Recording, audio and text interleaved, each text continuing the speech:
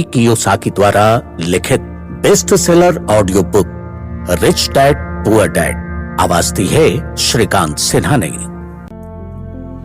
20 साल 20x20 दूरदर्शिता। आज से 20 साल पहले बीटल्स ने 1 जून 1967 को sergeant papers lonely hearts club band album release किया। ये तुरंत सफल हो गया, वाणिज्यिक और आलोचनात्मक सफलता के शिखर पर पहुंच गया। ये एल्बम इंग्लैंड में एल्बम चार्ट के शिखर पर 27 सप्ताह रहा और अमेरिका में 15 सप्ताह तक नंबर 1 रहा। टाइम मैगजीन ने सर्जेंट पेपर्स को संगीत की प्रगति में एक ऐतिहासिक मोड़ कहा था।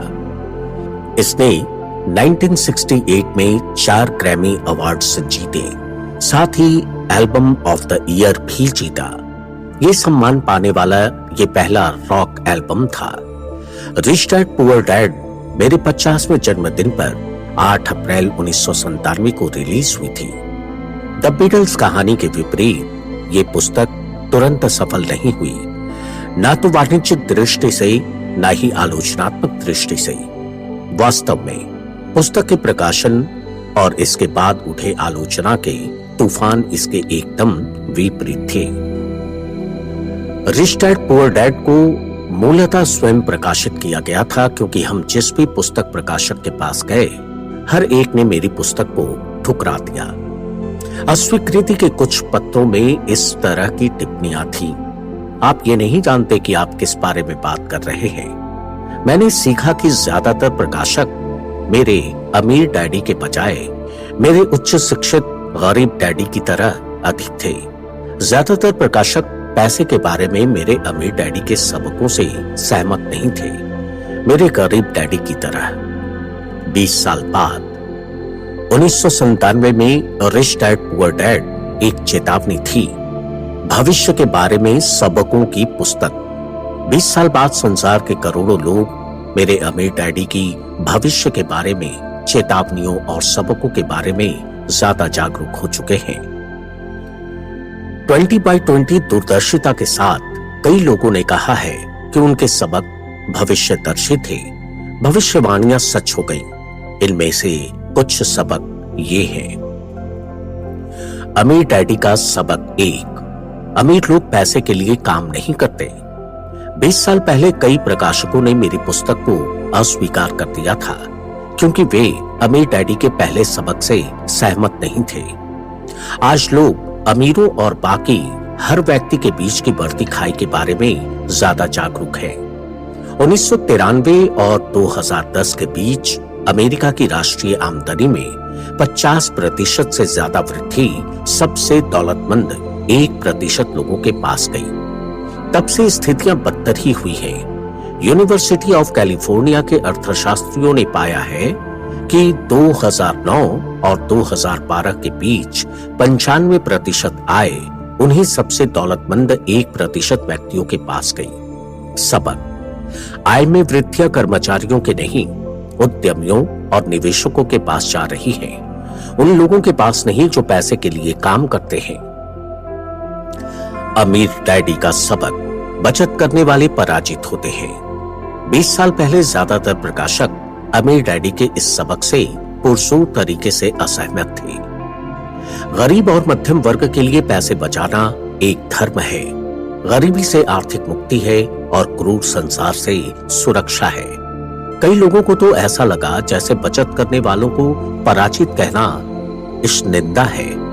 सबक, एक चित्र 1000 शब्दों जितना मूल्यवान होता है। डाउ जोन्स इंडस्ट्रियल एवरेज के 120 सालों के चार्ट पर नजर डालें और आपको दिख जाएगा कि बचत करने वाले क्यों और कैसे पराजित होते हैं। चार्ट दिखाता है कि इस नई सदी के शुरुआती 10 वर्षों में शेयर बाजार में 3 भारी क्रैश हुए हैं। अगले पेज पर दिया चार्ट इन क्रैशों को चित्रित करता है। पहला क्रैश सन 2000 के आसपास का .com क्रैश था। दूसरा क्रैश 2007 का रियल एस्टेट क्रैश था और तीसरा 2008 का बैंकिंग क्रैश था। डाउ के 120 साल। 1929 का भीमकाय क्रैश। जब आप 1929 के भीमकाय क्रैश की तुलना 21वीं सदी के पहले 3 क्रैशों से करते हैं तो आपको यह समझ आता है कि इस सदी के पहले 3 क्रैश सचमुच कितने भीमकाय थे। नोट छापना। नीचे दिया चार्ट दिखाता है कि हर क्रैश के बाद अमेरिकी सरकार और फेडरल रिजर्व बैंक ने नोट छापना शुरू कर दिया। सर्वकालीन सबसे बड़ी नोट छपाई। अमीर को बचाना। 2000 से 2016 के बीच अर्थव्यवस्था को बचाने के नाम पर पूरे संसार के बैंक ब्याज दरों में कटौती करते रहे और नोट छापते रहे। हालांकि हमारे लीडर हमें यह विश्वास दिलाना चाहते थे कि वे संसार को बचा रहे थे, लेकिन सच्चाई तो यह थी कि अमीर लोग खुद को बचा रहे थे और गरीब तथा मध्यम वर्गीय लोगों को बस के नीचे फेंक रहे थे। आज कई देशों में ब्याज दर 0 से भी कम है, इसीलिए बचत करने वाले पराजित होते हैं। आज सबसे ज्यादा पराजित लोग गरीब और मध्यम वर्गीय हैं, जो पैसे के लिए काम करते हैं और पैसे बचाते हैं। अमीर डैडी का सबक, आपका मकान संपत्ति नहीं है। 20 साल पहले 1997 में मुझे अस्वीकृति की पर्ची भेजने वाले हर प्रकाशक ने अमीर डैडी के इस सबक की आलोचना की कि आपका मकान संपत्ति नहीं है। 10 साल बाद 2007 में जब सब प्राइम कर्जदारों ने अपने सब प्राइम मॉर्गेज की किस्त चुकाना बंद कर दी तो संसार का रियल एस्टेट बुलबुला फूट गया और करोड़ों मकान मालिकों को इस सबक की सच्चाई कठोर तरीके से पता चली। उनका मकान सचमुच संपत्ति नहीं था। असली समस्या, ज्यादातर लोग ये नहीं जानते कि रियल एस्टेट क्रैश वास्तव में रियल एस्टेट क्रैश नहीं था। रियल एस्टेट क्रैश गरीब लोगों की वजह से नहीं हुआ था, ये तो अमीरों की वजह से हुआ था। अमीरों ने वित्तीय जुगाड़ करके डेरिवेटिव्स नामक प्रोडक्ट बनाए, जिन्हें वॉरेन बफे ने सामूहिक वित्तीय विनाश के हथियार कहा है। जब सामूहिक विनाश के इन वित्तीय हथियारों में विस्फोट हुआ तो रियल एस्टेट मार्केट क्रैश हो गया और दोष गरीब सब प्राइम कर्ज लेने वालों पर मढ़ा गया। 2007 में वित्तीय डेरिवेटिव्स में लगभग $700 ट्रिलियन थे। आज ये अनुमान लगाया जाता है कि वित्तीय डेरिवेटिव्स में 1.2 क्वाड्रिलियन हैं। दूसरे शब्दों में असली समस्या कम नहीं हुई है बल्कि ज्यादा बढ़ गई है। अमीर डैडी का सबक, अमीर लोग कम टैक्स क्यों देते हैं। 20 साल पहले कई प्रकाशकों ने ये उजागर करने के लिए रिच डैड पुअर डैड की आलोचना की थी। अमीर लोग टैक्स में कम कैसे और क्यों देते हैं। एक ने कहा कि ये सबक गैर कानूनी है। 10 साल बाद 2007 में राष्ट्रपति बराक ओबामा पूर्व गवर्नर मिट रोमनी के खिलाफ पुनर्चुनाव के लिए खड़े हुए। जब ये उजागर किया गया कि राष्ट्रपति ओबामा ने अपनी आमदनी का लगभग 30% टैक्स में दिया और गवर्नर रोमनी ने 13% से कम दिया, तो मिट रोमनी की वो नीचे गिरने वाली ढलान शुरू हुई, जिसके बाद वे चुनाव हार गए। एक बार फिर टैक्स 2016 के अमेरिकी राष्ट्रपति चुनाव में केंद्र बिंदु बन गया। मिट रोमनी और राष्ट्रपति डोनाल्ड ट्रंप कानूनी रूप से कम टैक्स क्यों देते हैं, ये पता लगाने के बजाय गरीब और मध्यम वर्गीय लोग नाराज हो जाते हैं। हालांकि राष्ट्रपति ट्रंप गरीबों और मध्य वर्ग के लिए टैक्स कम करने का वादा करते हैं, लेकिन सच तो यह है कि अमीर लोग टैक्स में हमेशा कम चुकाएंगे। अमीर लोग कम टैक्स देते हैं, इसका कारण अमीर डैडी के सबक क्रमांक 1 में मिलता है। अमीर लोग पैसे के लिए काम नहीं करते। जब तक कोई व्यक्ति पैसे के लिए काम करता है वो टैक्स चुकाएगा। जब राष्ट्रपति पद की उम्मीदवार हिलेरी क्लिंटन अमीरों पर टैक्स बढ़ाने का वादा कर रही थीं, तो वे असली अमीरों पर नहीं बल्कि ऊंची आमदनी वाले लोगों जैसे डॉक्टरों, अभिनेताओं और वकीलों पर टैक्स बढ़ाने का वादा कर रही थीं।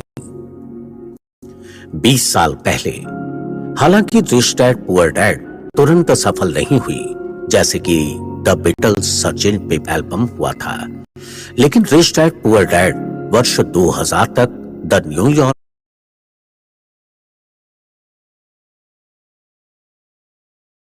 सूची में बनी रही। इसके अलावा वर्ष 2000 में ओपरा विनफ्रे का फोन आया। मैं पूरे 1 घंटे तक ओपरा कार्यक्रम में रहा और जैसा लोग कहते हैं बाकी इतिहास है। रिच डैड पुअर डैड इतिहास की नंबर 1 व्यक्तिगत वित्त पुस्तक बन चुकी है और पूरे संसार में रिच डैड सीरीज की लगभग 4 करोड़ पुस्तकें बिक चुकी हैं। क्या सचमुच कोई अमीर डैडी थे? करोड़ों लोगों ने पूछा है, क्या सचमुच कोई अमीर डैडी थे?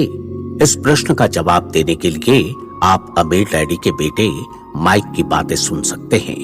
जब वे रिच डैड रेडियो शो पर अतिथि के रूप में आए थे, आप richdadradio.com पर जाकर वो प्रोग्राम सुन सकते हैं। Rich dad graduate school. Rich dad poor dad यथासंभव सरल लिखी गई थी ताकि हर व्यक्ति मेरे अमीर डैडी के सबकों को समझ सके। जो लोग ज्यादा जानना चाहते हैं 20 वर्ष के समारोह के हिस्से के रूप में, उनके लिए मैंने लिखी why the rich are getting richer. What is financial education really?